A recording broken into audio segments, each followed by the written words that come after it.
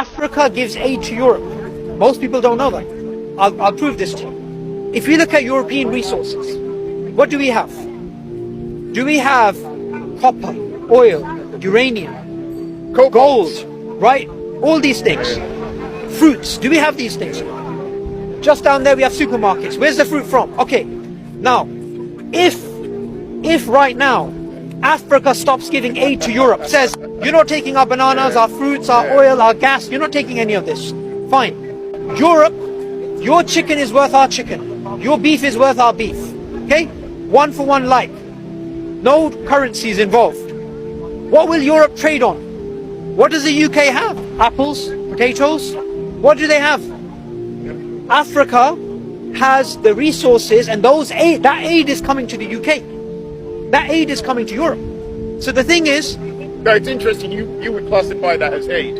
It is aid. What else is it? I won't disagree with you in regards to all those things. I already know that, and I agree with you there. But I like the way you used it as, you put it under the banner of aid. Africa. I didn't. This is what black academics who are working on this. Africans are jealous of Europeans. Jealous of you? 100%. What is there to be jealous of? Everything. Like what? What do we imagine? What we created what in you this created? part of the world? No, not what you created. What you looted. We don't have war. I mean, we have democracy. You have war. What is going on in Ukraine and Russia? That part doesn't belong to Europe, in my opinion. Oh, now you want to cherry pick. Now you want to select. I wouldn't say that they belong to the good part of Europe. East part of Europe is totally like different. It's not Europe. It's apparently. Europe, but no. Let's just skip that part. Okay, I will let that slide.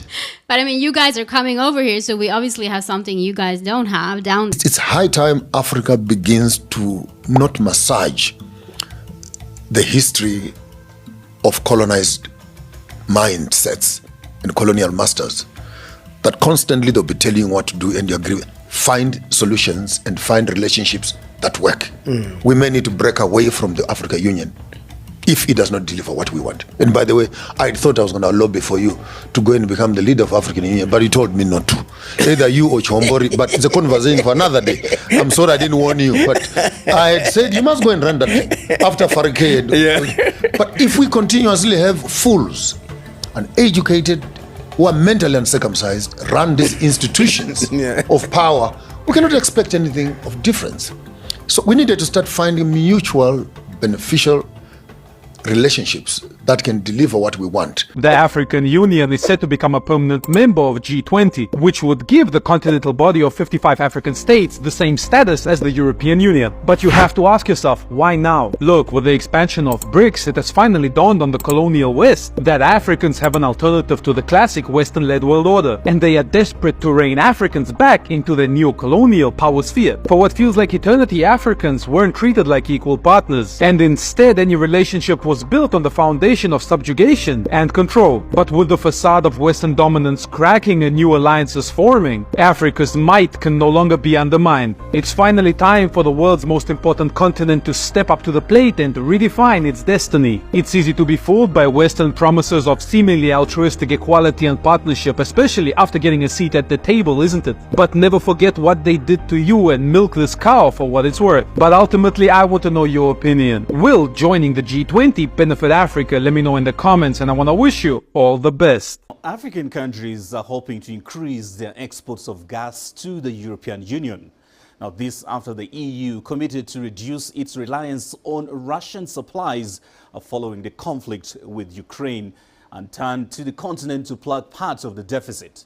Now, the EU countries imported 40% more coal from South Africa's main export hub in the first 5 months of this year alone. Now, Algeria is well positioned to benefit from the EU's shift in energy policy. Now, the North African country is the region's biggest natural gas exporter to Europe. Italy recently signed a new gas deal to increase supply by approximately 40%. Now, Senegal and Mauritania are billing themselves as a replacement for Russia. Now, the EU is considering importing at least 2.5 million tons of LNG, which is the equivalent of 3.7 billion cubic meters of natural gas.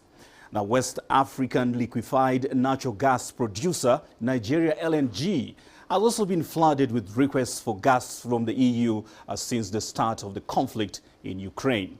Now, the shift to sourcing gas from Africa could also benefit countries such as Tanzania and Mozambique, which have recently discovered some of the largest gas deposits. Africa could potentially be the greatest partner, ally, and customer base that the Europeans ever had, but only if they rethink the relationship they have with the African nations and put an end to what we refer to as neo-colonialism. First, let me ask the Westerners, how have regular Europeans benefited from the current relationship with Africa? And I don't mean the ultra-rich. I mean the regular person in Europe working a 9-to-5 trying to make ends meet. I can't think of many ways, if any. Regular French people aren't exactly getting a dividend payment from the financial chicanery with the West African franc. Regular Germans aren't getting energy resources any cheaper from the European mining companies in Africa than if they dealt with the Africans directly. Regular Swiss citizens aren't getting any kickbacks when money is laundered through their country. So why let this system continue? In the back of Europeans' minds, maybe they think they are benefiting from the current relationship with Africa, but in reality, only a small group of people are benefiting, and if you're watching the video, you aren't one of them. Here's the real cold water for the Europeans. Those people who are exploiting Africa are also exploiting you. Most Europeans can't afford to have families before 30 if they have kids at all.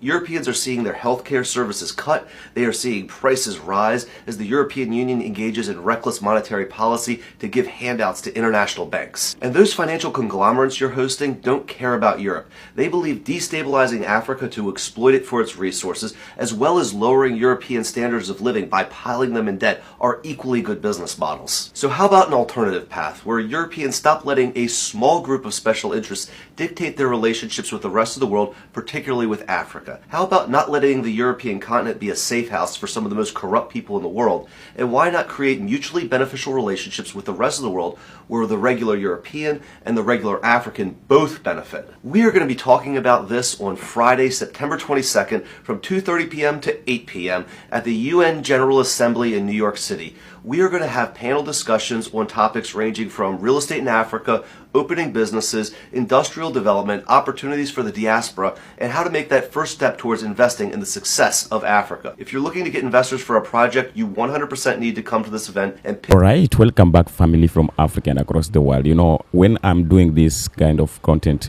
I came across a comment whereby there was someone who asked me, if we are the black people, if we as the black people were so strong and we are so powerful as we claim, then why are we the one most oppressed? Why are we enslaved? Why did we colonized? Because if we were so strong, then we could have not been colonized, we would have not been enslaved, and maybe we could have not been oppressed much for so long. Let me answer you this. Do you know why the lion is caged? Do you know why the lion is caged? The lion is caged because it is very strong. It is very powerful. You cannot cage this antelope. You cannot cage the cow because they are not strong. They knew well that without coming and limit these people, without coming and manipulate them, convince them, they are not going to manage to capture them. They are not going to take all that they want to take from Africa. So that's why they came with different tactics. But today, when you take the situation of how things are happening across the world, how things are happening in Europe, in Africa, you will come to realize that something different is happening. You will come to realize that something or a new era has started. You will come to realize that this is a different this is a different narrative from all that used to exist, because today these people need their leaders to resign. They are going to demonstrate each and every day on the streets. They need reforms in their government, but this cannot bring any solution, because for them to get any solution or to get out of their problems today, they need to reform their own system, because their system was only created behind the oppression, behind the blood, behind the hard labors from the slaves.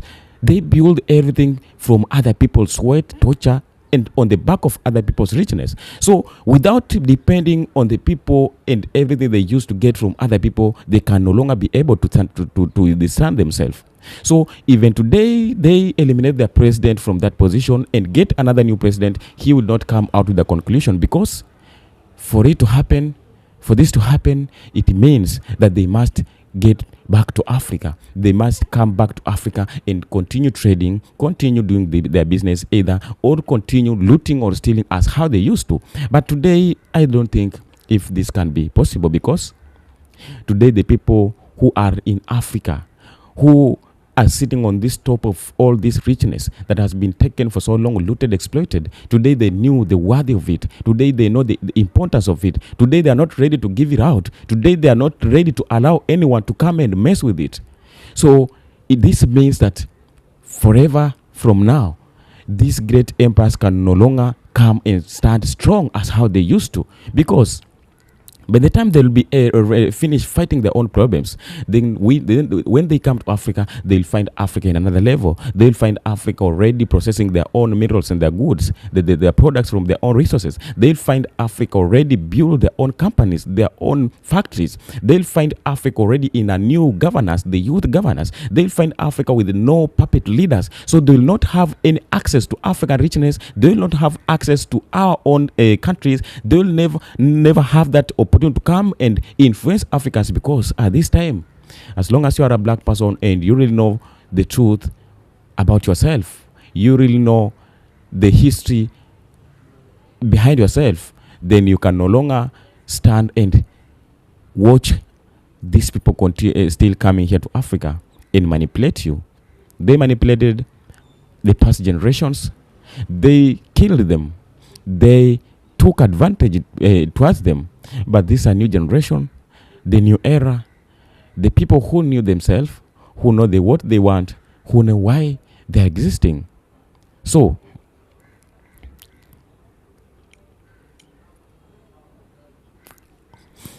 back to the question, for those people who are asking why the blacks were enslaved or oppressed while we are saying, or we claim that we are so stronger, then you have to know that it was not that easy task, but they came with different tactics to come and manipulate our African kings and queens and make them to influence their own cultures.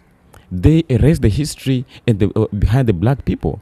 They erased the truth and buried the truth, not for the world to know the truth about the blackness, about Africa. But today, we believe that this is the awaited time. We believe that this is the prophesied time, because all that's happening today is not accidentally. All that is happening today is because it was expected to happen. It was expected. So today we are watching for these people to come and maybe revive their own economy and stand there and awaken their countries again. They must come in a peaceful way, in a business way. They come in a trade way and maybe trade with Africans, doing business 50 by 50, and maybe this will maybe make them to come out of this problem.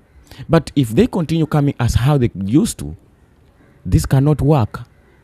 This cannot work. So we as the African youth, I'm so privileged to see today, I'm very happy to see today the African youth are coming out and they are fighting for this one agenda, the freedom and unity of Africa. I am so privileged to see how the African youths are struggling to fight for their own continent. I am so happy to see how the youths and kids of Africa are today coming out with different inventions, are coming out today with different ideas. So even for those who are coming out of Africa, the African Americans, the black people from America or from diaspora who are relocating to Africa, this is a great manpower, because it means that we are trying to gather our ideas together, our knowledge together, and from this, I believe that something good and something big is coming out of it. It's coming out of it. And this is something that the world never expected. This is something that the world have to pay attention, because the world, they don't have to forget that the black build the world. They build the world. They don't have to forget that the black energy and strength build the great empires. They don't have to forget that the black slaves fought for them to free from their colonial powers. The black people fought for France to free themselves, to free them from Germans. So they don't have to forget that without the manpower or the courage and the power of black people, some of them today could have not been where they are today.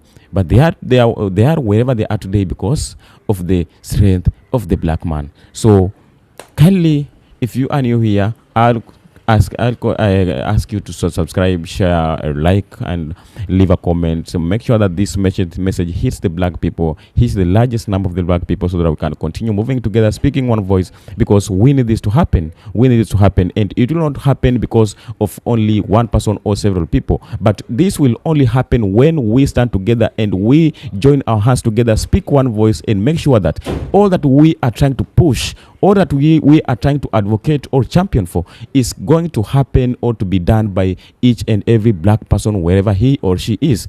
This was only started, it was not started today. We know that through the history, there are some people, many great Africans who started this many years ago. They started to champion and advocate this unity. They started to fight for this borderless Africa. They started many years ago. So all that we are doing today, we are doing this because we are trying to push the agenda that was left by some people who started this many years ago. So this is our responsibility to make sure that we are here to achieve their agendas and their vision and their dreams. They had the best vision towards Africa. This freedom that some of the African leaders are praying with it, there are some people who paid life for it. So this is the time that we as the black people, we have to realize who we are. We have to know what we want and where we came from and where we need to be. And by doing this, then I believe that this liberation is not going to take much time, but it's going to happen because it is happening because we know what we want, we know what we are doing, and we know what was expected for us to do. So I will not take much of your time. Kindly, if you're new here, subscribe, share, like, and leave a comment so that we can keep on moving together, speaking one voice. And let's meet on the next episode. And let me have you on my comment section early know what are your views concerning all these issues, because I believe that you know all that we are talking about, and you are here because you are so interested to know much about this. May you be blessed. Writing from I love and appreciate your support for you being here each and every day. You are doing great, and I'll make sure that I respond to each and every question that pops in my comment section because I need your views.